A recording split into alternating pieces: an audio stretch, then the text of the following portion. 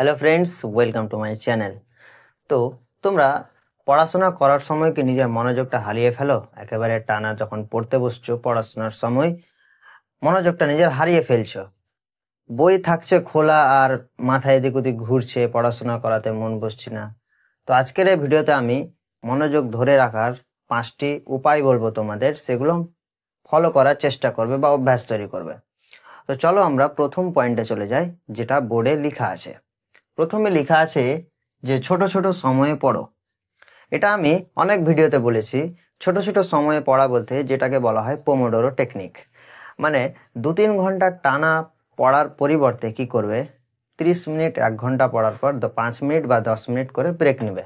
এতে কি থাকে যে তোমার ব্রেনটা ফ্রেশ থাকে এবং পড়াশোনাতে মনোযোগটা বাড়ে। বুঝতে পারলে? এটা তোমরা ফলো করার চেষ্টা করবে। আমি প্রায় প্রত্যেকটা ভিডিওতে আমি বলি পোমোডোরো টেকনিকটা সম্বন্ধে। এবার যেটা 2 নম্বর পয়েন্ট, সেটা হচ্ছে যে সঠিক পরিবেশ ঠিক করো। সঠিক পরিবেশ ঠিক করো, যে তুমি যেখানে পড়তে বসছো সেই পরিবেশটা ভালো থাকতে হবে, শান্ত থাকতে হবে, পরিষ্কার থাকতে হবে এবং ডিস্ট্রাকশন ফ্রি থাকতে হবে।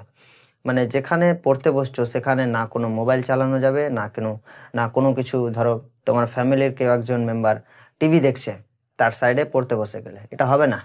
একদম ভালো জায়গায় পড়তে বসো, পরিষ্কার জায়গায় পড়তে বসো এবং যখন মোবাইল নিয়ে পড়তে বসবে মোবাইলের নোটিফিকেশনটা অফ করে দিবে। এবার তোমরা এখন অনেকজন কি করো, মোবাইল নিয়ে পড়াশোনা করো। আমি সেই নিয়েও একটা ভিডিও বানিয়েছি, তো সেই ভিডিওটা আমি চ্যানেলের ডেসক্রিপশনে দিয়ে দেবো, অবশ্যই সেই ভিডিওটা দেখে নেবে। এবার 3 নম্বর যেটা পয়েন্ট, সেটা হচ্ছে যে নির্দিষ্ট লক্ষ্য ঠিক করো।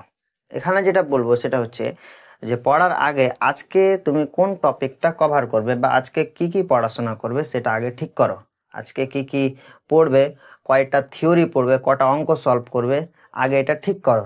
এতে কি হবে যে তোমার যদি লক্ষ্যটা যদি ঠিক থাকে যে আজকে কতটি টার্গেট অবধি পড়বো, সেটা যদি ঠিক থাকে তোমার, তো পড়াশোনার সময় মনোযোগটা ধরে রাখতে পারবে এবং পড়াশোনা আশা করছি ভালো হবে। 4 নম্বর যেটা হচ্ছে সক্রিয়ভাবে পড়ো।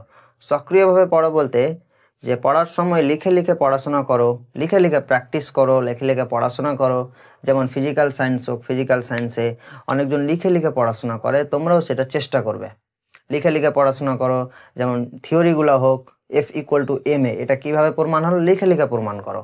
এগুলো তোমরা আশা করছি করবে। তারপর যেটা বলবো যে জোরে জোরে পড়াশোনা করো, জোরে জোরে। অনেকজন পড়াশোনা করে একেবারে মুখ বন্ধ রেখে, মনে মনে পড়াশোনা করে, বই খোলা থাকে এবং মনে মনে পড়াশোনা করে। তুমি ওটা করবে, মনে মনে পড়াশোনা করবে, আবার কোনো সময় জোরেও মুখে উচ্চারণ করে পড়াশোনা করবে। জোরে জোরে না, মানে মুখে উচ্চারণ করে পড়াশোনা করবে। এবার 5 নম্বর যেটা পয়েন্ট, সেটা হচ্ছে যে শরীরের যত্ন নাও। এটা হচ্ছে ভেরি ভেরি ইম্পর্টেন্ট। শরীরের যত্ন নাও বলতে যে ঠিক মতো ব্যায়াম করো, ঠিক মতো সকাল সকাল উঠো, ব্যায়াম করো, তারপর ভালো খাবার খাও। এগুলো হচ্ছে শরীরের যত্ন নেওয়া। শরীরের যত্ন যদি নাও তো মনোযোগটা একেবারে ভালো থাকবে, পড়াশোনার সময় মনোযোগটা ঠিক থাকবে। তো আজকের এই 5টাই উপায় আমি বললাম, আশা করছি ফলো করার চেষ্টা করবে। আমি জানি অনেকজন ফলো করবে না, তাও আমি বলে দিলাম অভ্যাসটা তৈরি করো, আজকের থেকে অভ্যাসটা তৈরি করো। তো আশা করছি ভিডিওটা ভালো লেগেছে এবং তোমরা এই 5টি অভ্যাস আগে ট্রাই করেছিলে কি করোনি, অবশ্যই কমেন্টে জানাবে যে কোনটা ট্রাই করেছিল, 1 নম্বর, 2 নম্বর, 3 নম্বর না 4 নম্বর, অবশ্যই কমেন্টে জানাবে। যারা চ্যানেলে নতুন আছো তাদেরকে বলি অবশ্যই চ্যানেলটা সাবস্ক্রাইব করবে, কারণ সাবস্ক্রাইব করলে এরপরে ভিডিও যদি আমি আপলোড করি তো সঙ্গে সঙ্গে তোমার কাছে নোটিফিকেশন চলে যাবে। তো দেখা হবে এর পরের ভিডিওতে।